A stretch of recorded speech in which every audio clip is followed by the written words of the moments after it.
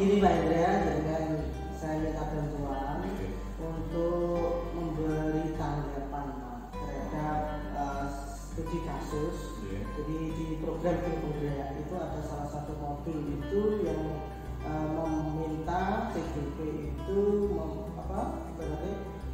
berdiskusi sama relasinya atau rekannya, kemudian mau minta tanggapan dari kasus yang ada. Pak, bacakan kasusnya ya Pak ya. Jadi begini Pak, ada pada suatu ketika Pak Budiman itu merupakan guru matematika di SMP Tarunan. Jadi Pak Budiman ini dikenal sebagai guru yang rajin, ramah, penyabar, dan disukai banyak murid. Jadi guru idola gitu ya Pak. Nah suatu hari Pak Budiman ini pas sedang mengajar di jam pelajaran pertama, berarti masih pagi situasinya Pak, di kelas 8A, tiba-tiba datang orang tua salah satu murid kelas 8A tersebut. Nah, siswanya namanya Abdul Pak. Ya, di depan pintu kelas 8 tersebut Pak Anwar, Pak Anwar sebenarnya itu adalah ayah Abdul. Jadi Pak Anwar ini mengacungkan parang Pak. Sama seperti itu ya? Iya, jadi mengacungkan parang sambil berteriak dan memanggil-manggil Abdul agar segera pulang untuk ikut panen ikan di kami. Ya, jadi situasinya itu.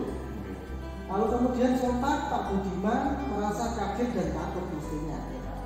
Demikian juga dengan murid-murid lainnya. Jadi karena situasinya mencekam, menurut saya seperti itu. Nah, Abdul hanya bisa menangis ketakutan dan bersembunyi di pojok kelas sambil berteriak tidak mau pulang. Dia takut mungkin ya Pak. Dalam situasi dan kondisi seperti itu, apa yang akan dilakukan Pak Indra ya jika berada di posisi Pak Budiman? Oke. Nah, itu situasinya Pak. Jadi seandainya Pak Indra jadi Pak Budiman yang mengalami situasi itu kira-kira yang dilakukan Pak Indra seperti apa? Berarti ini tercermin dari Pak Budiman ke saya ini ya, pelakunya saya. Gini Pak, jadi sesuai dengan kasus tadi, mungkin kalau saya menjadi Pak Budiman ya, kalau ada orang mengacungkan parang, sulit dan sebagainya itu mesti dalam kondisi apapun mesti kita merasa kaget yang pertama. Yang kedua pasti ya tetap takut ya Pak, karena orang membawa senjata itu kan kita nggak bawa apa kan, otomatis kan kita kan merasa takut. Tapi di sini di suatu situasinya di suatu kelas ya, jadi saya sebagai pemimpin pembelajaran di sini ya, jadi saya harus tetap tenang. Menurut saya seperti itu. Terus kemudian yang harus saya lakukan itu adalah menjauhkan orang tuanya Abdul ini Pak Anwar ini ya ke tempat yang mungkin di suatu tempat yang kondusif, yang nyaman dan sebagainya itu. Pokoknya kita arahkan ke sana. Jadi jangan menyelesaikan menyelesaikan permasalahan itu di depan murid-murid seperti itu. Yang pertama itu. Yang kedua, sebelum saya ajak murid-murid akan saya tenangkan dulu. Setelah itu orang tuanya saya ajak ke tempat. Di situ saya akan berdiskusi Pak. Jadi tidak boleh kita kalau orang tua kita emosi, kalau kita juga emosi pasti tidak akan bertemu nanti. Jadi posisinya Pak Anwar ini akan saya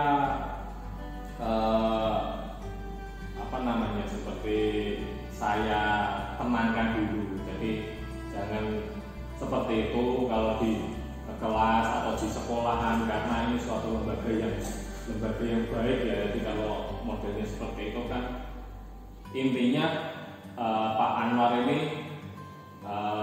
menurut saya dari berpendidikan yang mungkin kurang tinggi ya. Jadi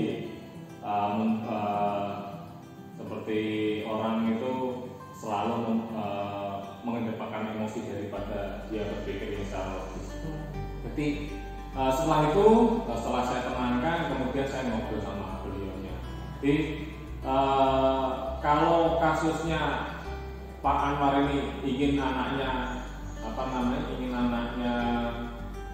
membantu dia dalam memanen ikan di tambak, ini menurut saya saya diskusikan dengan Pak Anwar ini belum waktunya. Menurut saya belum waktunya, karena apalagi di kelas menengah ya, jadi kelas 8 atau kelas 8 itu belum waktunya untuk bekerja. Mungkin kalaupun Pak Anwar ini menginginkan anaknya untuk membantu di luar dari jam pembelajaran atau di luar sekolah ya, atau pas pada saat liburan, mungkin tidak jadi permasalahan, karena baik untuk anaknya itu kita menanamkan, sebagai orang tua menanamkan anak itu harus mempunyai jiwa yang kerja keras, ya itu bagus untuk anaknya. Tapi kalau untuk pada saat dia pembelajaran, menurut saya